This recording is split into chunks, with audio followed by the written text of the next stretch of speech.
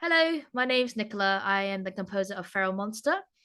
The soundtrack for Feral Monster, fundamentally, the show needs to sound ahead because of the energy of the cast, because of Jax's energy, because of the character's energy. Always, the music always has to be pushing forward as well.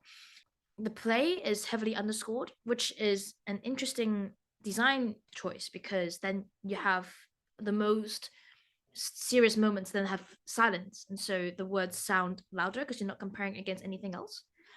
Characters and their core progressions that belong to that we as audiences associate with emotions, with things like maternal energy, for example, or we associate with Jax, or we associate with Cuz, but they all interweave and come back into each other through a narrative function. And also, the music has to be danceable, has to have a strong sense of rhythm and beat, and a strong sense of I think youthfulness to a certain extent, but never ever losing touch of the darkness. All the different components of Jax's brain, some of them are more logical, some of them are more rational, some of them are more emotional, some of them are more impulsive.